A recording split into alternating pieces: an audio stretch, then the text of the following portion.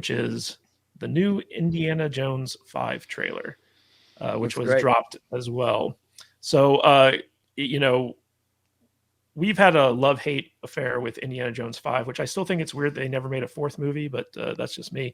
Weird, right? But Completely yeah, skipped it's four. very weird. Yeah. But James Mangold came after the Salty Nerd podcast a couple years ago for simply pointing out that Indy 5 wasn't directed by Steven Spielberg, was produced by Kathleen Kennedy.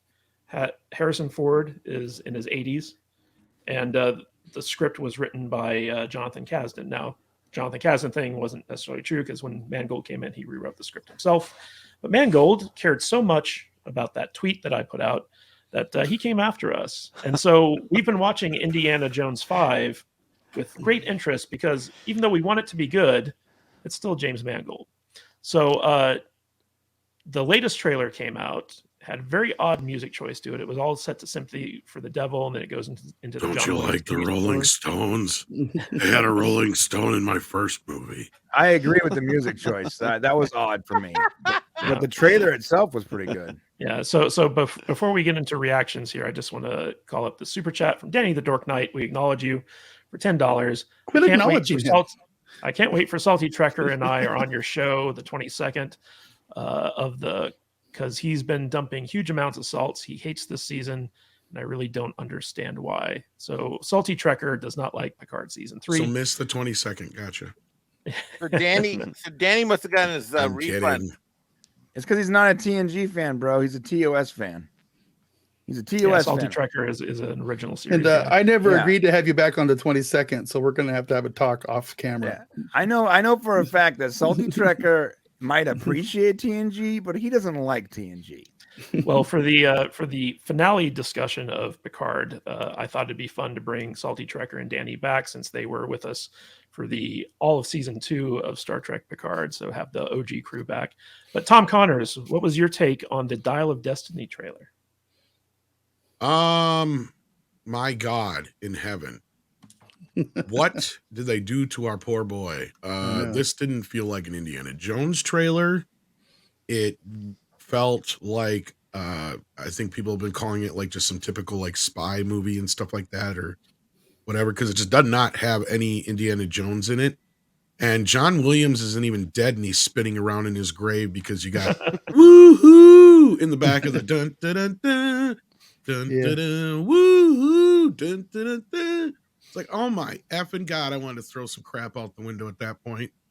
I have zero hope for this movie. And as I've said before, Matt, him coming after you like that, the way he did, he fucked himself. Pardon my French, but he really did, because I've said it before and I'll say it again until the movie comes out and we know how it is, although we kind of already have an idea of how it is. And that is, if he had just kept his dang mouth shut, the movie only had to be better than Crystal Skull. That's it. Leaving the franchise on a high note. What's Crystal Skull? Exactly. Exactly my point. Now it has to be just as good as the first 3 films, because you went and stuck your foot in your mouth. Instead of coming out and his response to Matt being, look, I get it.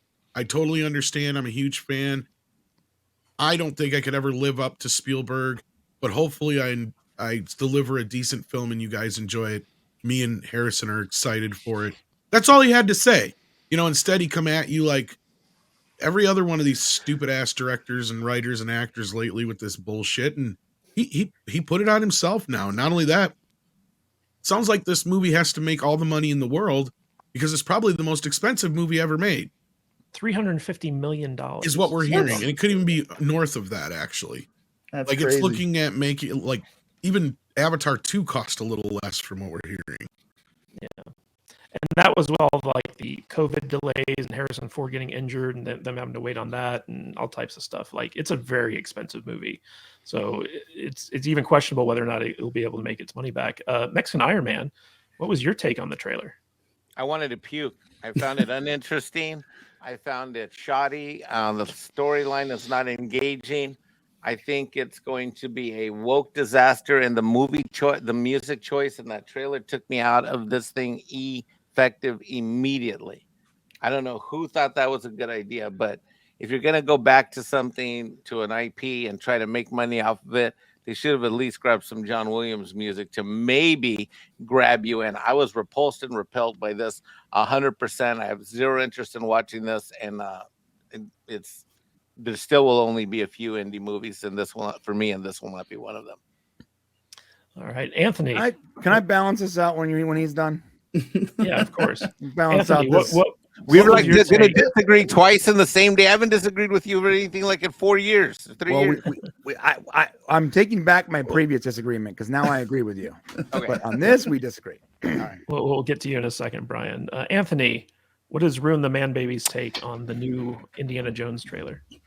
Oh, I'm just distracted by Matt Vader's Bond cat there, who's appeared on the podcast. My dog's getting a little bit nervous by it. I dubbed the captain. Indy. Okay. What makes me nervous about Indy, because I'm a big Indy fan. Oh, by the way, it reminded me of a good prequel for Brian, Temple of Doom. Was that a You haven't prequel? That's a prequel. Oh, There you so go. glad. I'm so effing glad I didn't know that. There you go. And Temple of Doom, I love Temple of Doom. I know people don't like it. I like it. Yeah, I think that the lead actress is so freaking hot. It's insane. Sorry, go ahead. Well, there you go. There's your the half decent prequel you're looking for. So yeah, this indie one. I mean,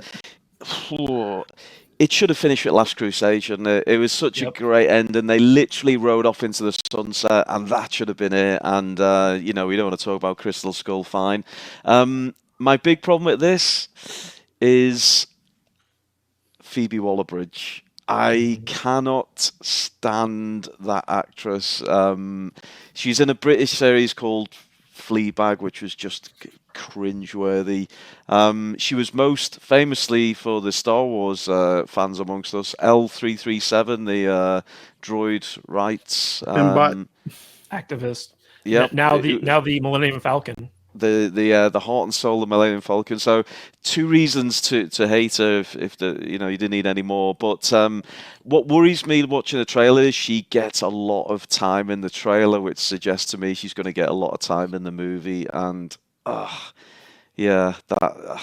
As for the trailer itself, I mean, there was a lot of punching people in the face. It just felt like every other scene was someone getting punched in the face. Yeah, I'm scarred from what they did in Crystal Skull, and I didn't know about the whole Mangold thing, by the way. Here's me praising him earlier on. I didn't know he got into it with you. He's made good movies, man, but he came after us hard. In fact, he got us monetized because of all the attention he put on us. So we actually were very grateful for it. All news is good news, isn't it? But yeah, Indy. And Harrison's getting older. I mean, he looked old in the last one. That was how many years ago? he's even older. He broke his shoulder on this one, right? Yeah, he seems to always be doing that. Didn't he get an injury on the Falcon doing Star Wars? I'm sure he got an injury on the ramp of the Falcon. I'm worried for it, and I think it's going to be a horrible ending, and it is going to be the end, and they do not have the option of doing another one. I think they've said definitively this is it for Harrison, Indiana Jones. Yeah, I'm bracing myself for it. It's going to be bad. All right, Brian, you said you wanted to do some counter on this. Let's hear your defense of the trailer. Yeah, so I'm normally not a fan of modern music in these kind of movies. I think that when they do that, it's usually like the second trailer, and they're trying to like capture an audience that maybe they don't have. And I normally have a problem with it. And I'm gonna ruin the man baby, my friend. I'm with you. I don't like Phoebe Waller, whatever her name is. I'm not a fan of Fleabag. I'm not. I gotta tell you that. But in this instance, Sympathy for the Devil, and it's one of my favorite all-time songs, is literally perfect for this movie. Let me explain, Tom. I see you over there.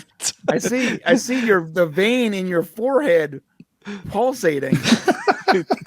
He came on Cannes just to shake his head at that. Listen, when did Sympathy for the Devil come out?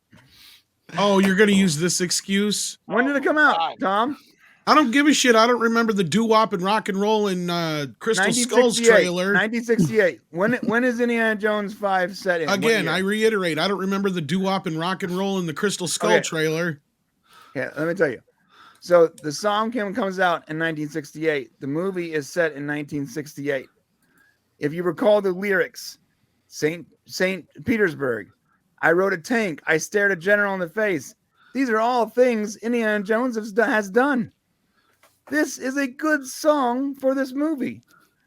We can agree, I don't like modern music in these kind of adventure movies, but in this instance, it really works. It really does. You are the only person on earth who thinks I will that, bet you besides the idiot who put $100 this right together. now that this song in some way is in the actual movie. It's not just a trailer song. I will I bet don't you care. $100. 20 viewers just left the stream. Thanks, Brian. And our super chat stopped. This is and I thought Grace had the bad takes for this week. Look, man. Normally, I'm not a fan of modern music in these movies. I wouldn't even call it modern music, to be honest with you. But okay, let's go old with music. this. No, but I like cinematic scores. I don't like Called classic rock music. Right. But sometimes it works, and I think in this instance it does. And yeah, you can have your opinion. That's fine. I'm just telling you. I think that trailer was pretty good. Well, let's not even get into the fact that it's the most overused trope right now in trailers. Yeah. Right? Yeah. Like oh, this yeah. is the most hold- overused thing in the hold last phone. 3-4 Tom, you years, said especially. Right now, I can go back to when I was 22 years old. They were using, hit rock rap in Not trailers. like this. Not What a I new mean thing. is where they take it and they'll have like they're doing the Guardians of the Galaxy thing. is Dude, what they're Jesse doing. James, click, boom. I mean, come on, this is a common. It's been around. Yeah, but since see I the was a difference teenager. there was you're talking about a movie that starred like Jackie Chan and Owen Wilson compared to an actual adventure film. No, They it was a don't western. usually have No, the that movie kind of I'm shit. talking about was a western movie about Jesse James gang, and the movie itself had a normal cinematic classic score, but the trailers were all like rap rock, click, click, boom. I mean, this is a common thing. It's not a new thing. It's been around for 25 years, at So least. Brian, Danny the Dork Knight agrees with you for $2. And that's why I'm not going to be here on the 22nd. What? Matt Vader 74. Yeah. What's your take on the Well, Indy I- 5 trailer? I'm with Ruin. I can't get past Phoebe Waller-Bridge. She just is repulsive to me. He is really repulsive, yeah. I don't want her in indie movies. I don't even want Harrison Ford in indie movies anymore. I don't want indie movies anymore, period. He's ancient. He's old. He hurts his back wiping his ass. I mean, that's how old he is. It's just, I don't need this. I don't want it. I've said I hope it's good, so Indy can have if we have to have this bookend, I hope it's a good way for him to go. I don't think it's going to be $350 million. It's a lot of money. By the way, Man, Gavin Blackburn was right. Regardless, get that song is overused in trailers. You're 100% right. The Rolling Stones are overused in advertising in general. That's true. I mean, I think they're the most overrated band in human history, to be perfectly honest. Well, what Brian's talking about is just using the straight song. I'm talking about where Yeah. they mix classical No, music I with get all it. these songs and slow it down. That has been the biggest trope in Yeah. every trailer. Oh yeah, I'm not. Yeah, that's something that has been like the last 10 years. I don't remember that when I was younger. I was talking about using like hip James Gunn style. James Gunn If it's style appropriate Right. for the film, fine, but it is not appropriate for Indiana Jones. I don't care not, what it's era not. It is wasn't in. appropriate for marvelous whatever that western movie 15 years ago, and they used rap music. So it wasn't appropriate for Nobody remembers that movie. That's the point right there, Brian.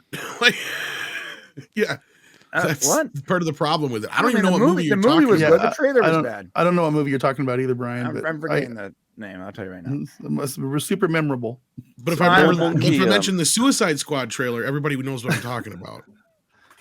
War Oh Monkey yeah, in they the did chat. the same thing.